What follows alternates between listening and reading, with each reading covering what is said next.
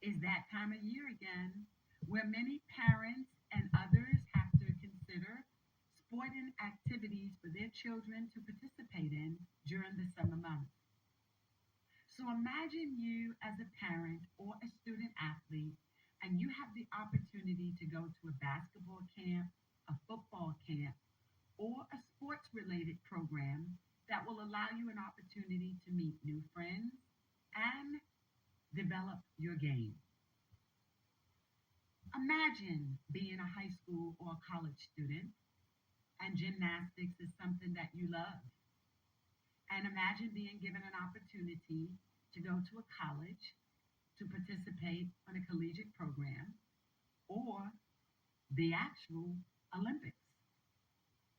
Imagine that while you're there, you are required to go through a physical examination. You may be a little girl who has never been exposed to a boy before, or a young lady who's never had any type of intimate relations with a man, or wherein a man has never seen you nude. So, wherein you are required to disrobe before a man to perform a physical examination and you become a victim of sexual assault, you're raped or violated, and you tell people and they do nothing about it. That, in part, is what has happened to over 150 girls on the U.S. gymnastics team.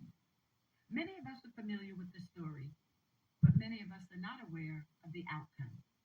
You see, many of these girls, over durations of decades, reported their sexual abuse, and some even reported them during the periods of 2015 and 2018 to the United States Department of Justice, the FBI, field office, and Indiana. And justice was not served.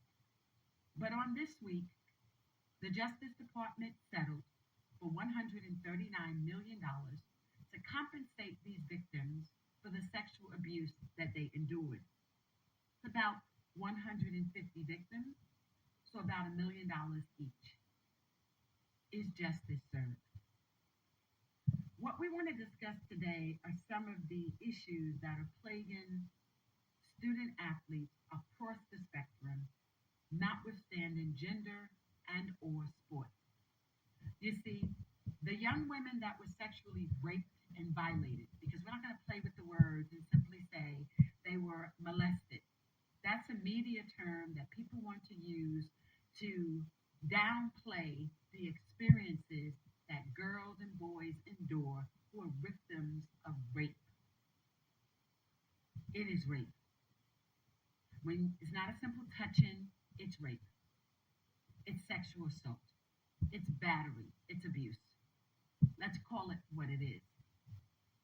Because young ladies like Simone Biles, Michaela Maroney, Allie Caseman, and Maggie Nichols all had an opportunity to finally have their say as it pertains to the $139 million award. That does not include the $380 million that had already been settled in 2021 by the United States Gymnastics Committee. But gymnastics is not the only sport that's been impacted. It's almost like every single day we read and or hear about sexual abuse endured by student athletes. LA Times reported a school athletic trainer by the name of Richard Alexander who raped, sodomized, and assaulted 12 girls. It's not just limited to men abusing girls. Kelly Basello sexually assaulted teenage girls. She engaged in what they called a lesbian harem. But look at the choice of words they use for women that engage in sexual rape and abuse as opposed to men. They reported that she, quote unquote, was in a prolonged relationship. A 30-year-old woman is not engaged in a prolonged relationship with 13-year-old girls. It is rape. It is sexual assault. It is battery. It is abuse. And I often notice that when it comes time to identify what men are doing to girls, we have We're very detailed in our reporting, but not when it comes to when the victims are women and their victims and abusers are women also. We play with terms like relationship when the assaulter, rapist is a woman. We don't reveal where they attended school, like in the case of Kelly Veloso.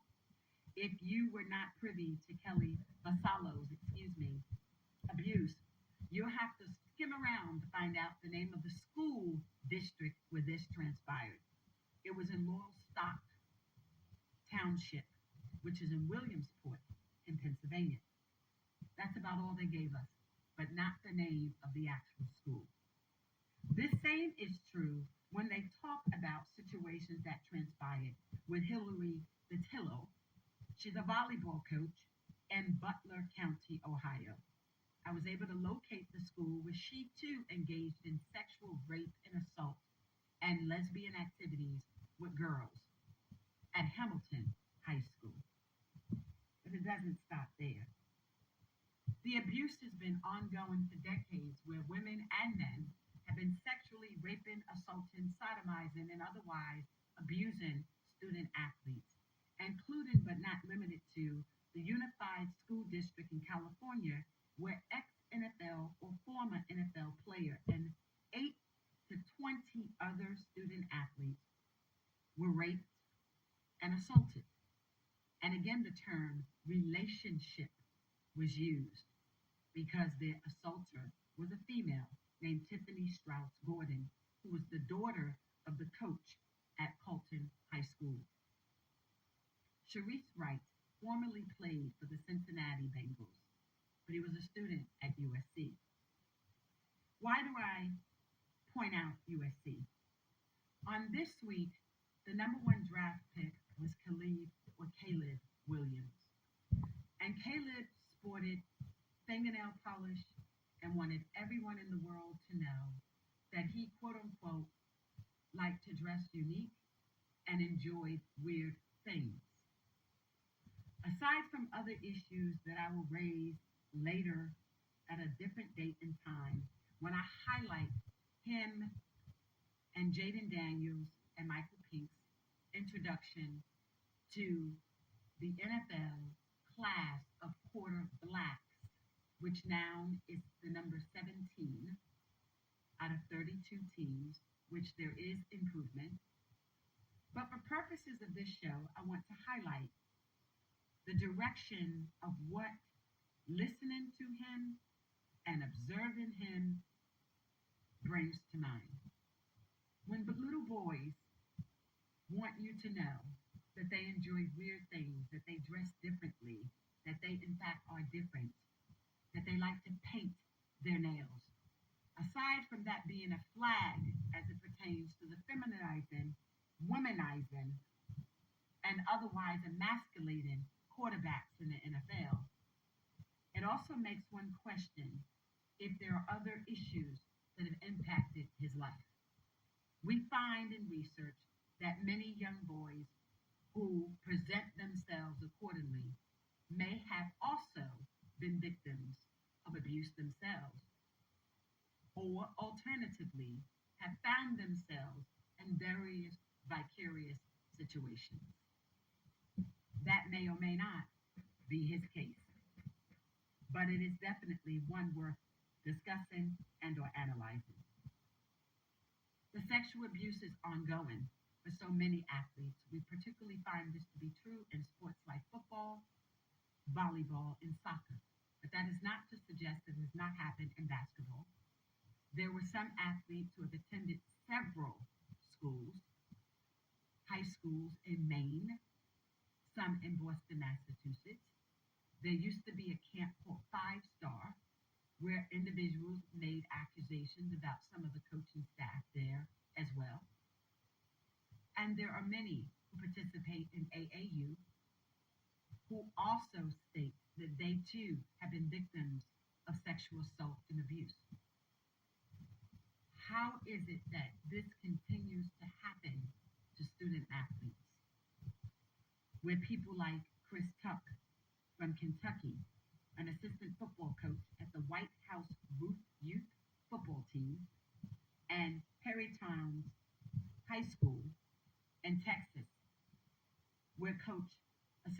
director as well, Cole Underwood, could equally engage in sexual abuse of student athletes. Or Shannon Guy, who was abusing students in gymnastics from Kent County, Michigan. The list goes on and on and on. So what can we do about this? And what must we do about it? First, we have to identify signs of sexual abuse. And let me say this with all due respect to both student athletes and those who have gone on to professional athletes and those who are in programs and services that provide programs and services to student athletes.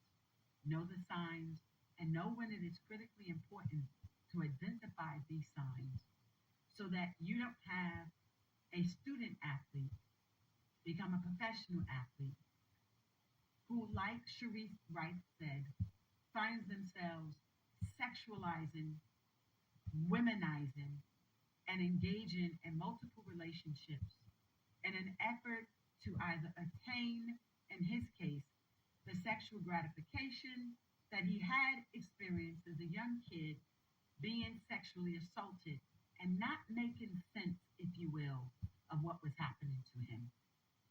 There is no doubt that a young boy who experiences sexual intercourse or oral sex with a woman who reaches an orgasm may not, in fact, experience some pleasure, but also recognize in that point, if not later, that something is wrong with this desire that they are experiencing. And for boys, the signs are different.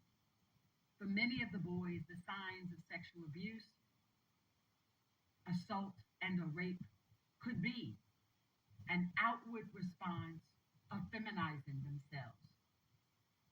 It could be the makeup, the fingernail polish, the doing weird things and wanting to be around unique type of people, places, and things. The eclectic would be the operative word that most people like to use, or they are different. This is not to imply that every male that identifies as homosexual or gay has been one that has been sexually abused, but it is definitely something that we find to be statistically supported, evidence-based, that there are many boys who, wherein they are sexually abused, they go to other men and they become part of that cycle. Wherein girls ultimately do not always become lesbians as a result of their victimization. Many of them become promiscuous. But guess what? Boys do too. So wherein you find boys who are feminized, wherein you find boys that are eclectic, wherein you are witnessing a boy or young man who is outwardly engaging in womanization, over-sexualized, hyper-sexualized activity, promiscuity, like girls, that too becomes a sign. But for boys, we often think, oh, he's just being a player, Riz. And we come up with a lot of terms to define his behavior. And we often romanticize that behavior or make it masculine. He likes a lot of girls. But when it comes to girls performing in the same way, they take on other terms like whore, 403s. She's a freak. She's out there. She's smashing everybody. These two individuals both could very well be victims of sexual assault. But the outward way in which they deal with that assault, while definitely the same, is interpreted differently. Look for the signs, the promiscuity. But there are other signs too. There's a level of emotionalism that we find with boys who have been victims. Sometimes the emotionalism is through tears, crying, but oftentimes it could be being combative, fist fighting. And oftentimes, believe it or not, they might be fighting not other boys, but girls. So, wherein we look to men and young men that engage in domestic violence, we often are asking them, where does this come from? When you engage in activities like sports sociology, you create the combination of the impact of sports on culture. With that are issues like this: sexual assault and violence, drugs and alcoholism, substance abuse, if you will, but also relationships. So when you have a lot of young women that start as early as middle and high school, where boys are beating them up, smacking them, and mistreating them, you begin to ask, where does this aggression come from? And you might be surprised at the number of those boys who have been victims of sexual assault. We talk about the aggression of boy athletes, but we don't know where a lot of that comes from. Look at that as a warning sign for sexual abuse as well. May not be definitive, but definitely it's a pattern that one needs to look to, because that pattern escalates. It goes from middle school and high school.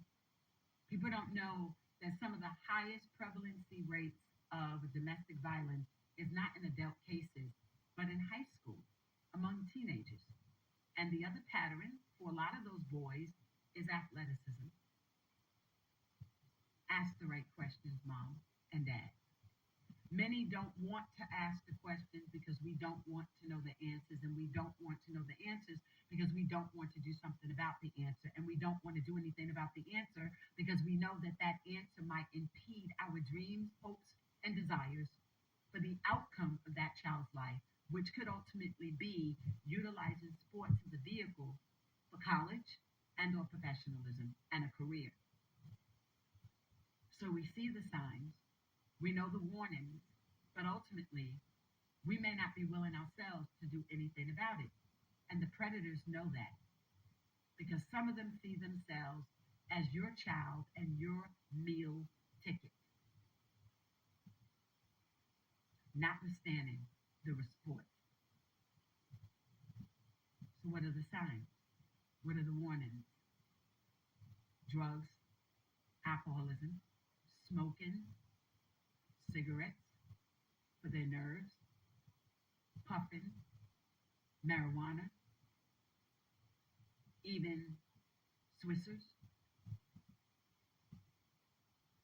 drinking alcohol, and sometimes it's to soothe their pain, the physical pain as well as the mental. It's like taking a toddy drink, a hot tea with a brandy and a slice of lemon and honey. Men in war would drink gin and whiskey for their physical pain, and children often learn to do the same. Access is determining factor too. And wherein there's alcohol in the home that's missing, ask the questions, mom and dad. Don't assume that the drinking and the smoking and or any other form of drug use is always attributed to peer pressure, because it could very well be a sign of sexual abuse. I said this in part, but I'm going to repeat it with additional information. When you see little boys, particularly, engaging in sexual activity, do not simply assume that the reason why this boy has a lot of girls or girlfriends is simply because he is a boy. Ask questions. There are a lot of grown women now in relationships with men, and we simply say they're cheaters. But for most of them, they're not cheating. For many of them, it's a healing. Let me repeat that. For most of them, it is not cheating.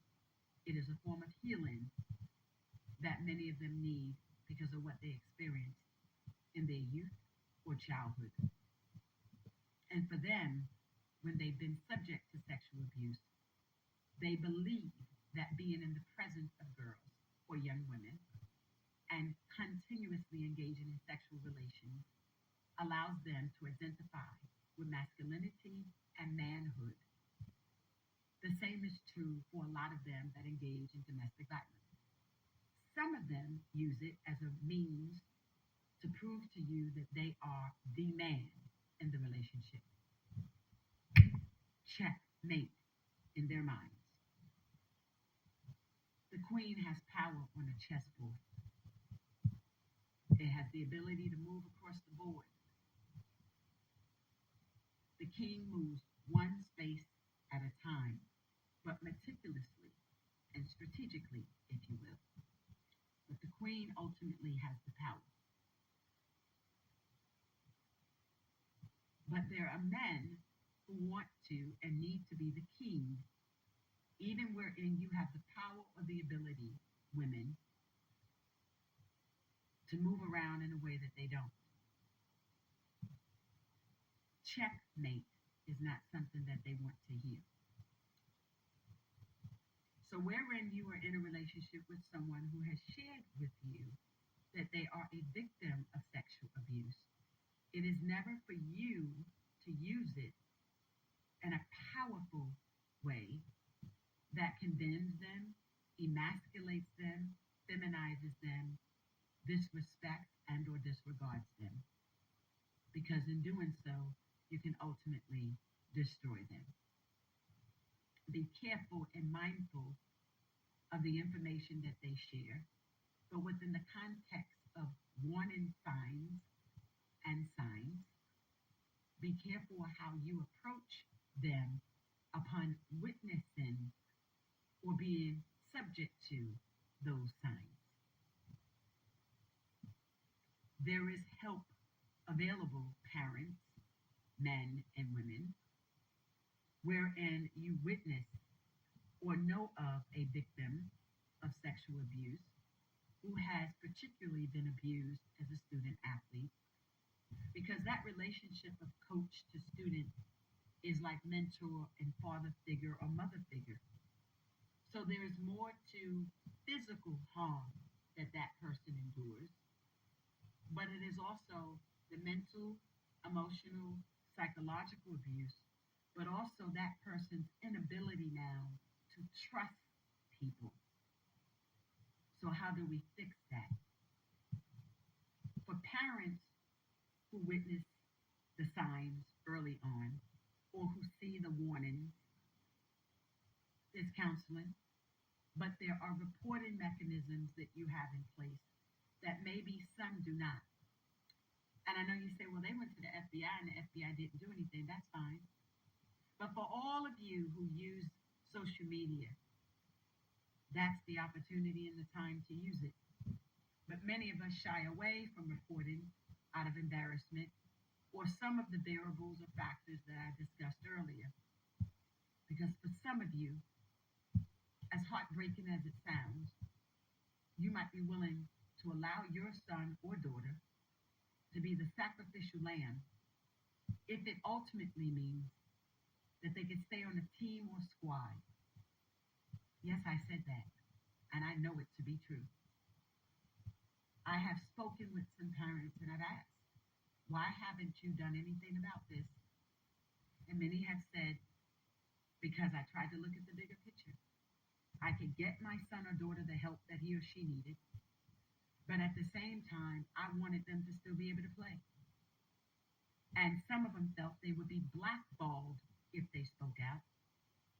But then there are the others who did not speak out, not for selfish reasons or unto themselves, but rather because they believed that in doing so, they would feminize and emasculate their child, or that their child would be treated differently. And some even feared the peer pressures associated with other people knowing. And I do get that, understand it, and respect that. But there comes a time where we too have to teach our children how to make decisions that are bigger than themselves, if it impacts the greater good and society as a whole.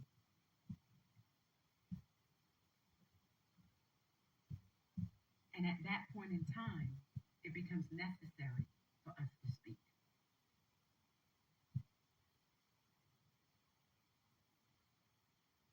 You see what silence does? Nothing at all. It doesn't fix anything. It leaves you waiting, doesn't it? So, how do you report if your child has alleged that he or she is the victim of sexual abuse? Or what if you are a Sharif Wright individual? Or you dated him?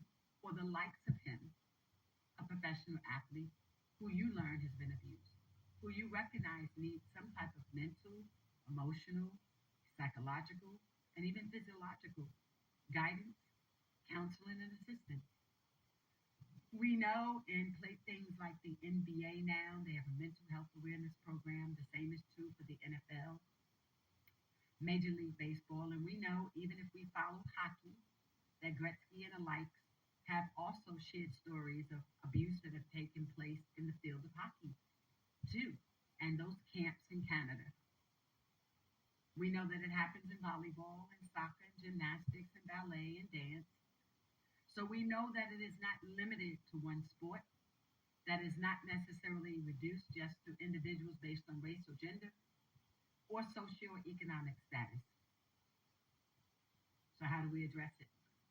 First, if you're a parent of a young child, let them understand, have that conversation that they are free to tell you what is happening unto them.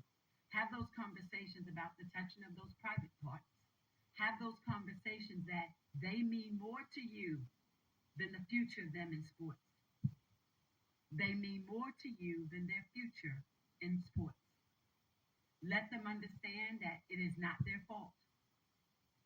But once you have that opportunity with them to get them to open up and to engage to you, a family friend, a relative, etc., what steps do you take next? Note taking, documentation, who, what, when, where, how.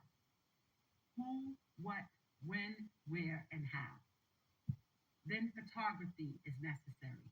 Those optics, taking photographs, even before you get them to get medical services. Looking in their underwear.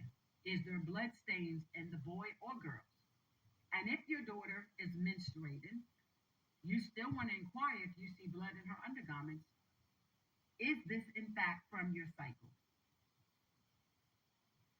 For boys, ask those questions.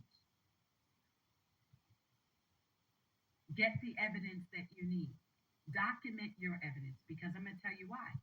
Wherein you have somebody like a Larry Nassar or Sandusky from Penn, or a host of others that have been engaged in sexual abuse, there are entities in law enforcement, as been demonstrated through the FBI, that want to protect those entities. Maybe for the sake of an Olympic gold, if you will, or a championship, or even something like a high school championship, or even Little League or AAU. So document what you have. Make sure you have photographs of the evidence that you're going to use, that you have documented it by itemizing it. I'm getting tongue twisted. And what I mean by itemization, that's the word I'm trying to look at or get to. If I have a pair of underwear, I'm going to document on a document, a letter, form. I have one pair of underwear, blood stained, and this is the day I confiscated it. This is the photo of it. And I want multiple photographs of my child's body, meaning their person, and personal property, the items. I myself want to be able to go where they said the abuse took place. Drive by. If it is the home of that person, drive by and take photos. Don't engage in stalking, but simply drive by and take a photo. Is this the location? Yes, it is. And wherein you can record that, do that. Because now you are securing the testimony of your child about the time, the place, the location, etc. Then make duplicates. Then present the evidence that you have to the police department. Come ready. And wherein your local police department or authority or the FBI agencies are unwilling at that point to do anything about the evidence, not simply hearsay, but evidence that you also have, including your medical records, making sure you secure that, not relying on a team doctor or school doctor or nurse, but your own. And wherein you do not have insurance, take them to an emergency room. My child's reported a rape. Even if you find out that rape took place days ago, because they could do what's called a forensic evaluation to determine whether or not a child has been subject to rape. And even though there may be washing and the loss of the semen and other evidence, they can tell if there's vaginal or anal tearing, trauma to that area. Get your evidence. And once you have it, present it accordingly. And when all else fails, and law enforcement is not providing guidance, and the school board is not doing what they need to do, like in the Unified Colton School District, where Sharif Wright and others were raped, and they then relocated her to another school where she was able to work in another school district, within the school district at another school, and then went to another school district. That's when you invoke the media and you get us involved. But you use social media too. No child should ever be raped, victimized, sodomized, and or abused. And we definitely don't want it to happen to any child at all. And we don't want our student athletes being abused either. Thank you for joining me today on Field to Rim, brought to you by Delta in Sports. Feel free to follow me at Lisa Hampton _ on Twitter. Love is selflessly authentic, having all money, power, talent, opportunities now. Be blessed.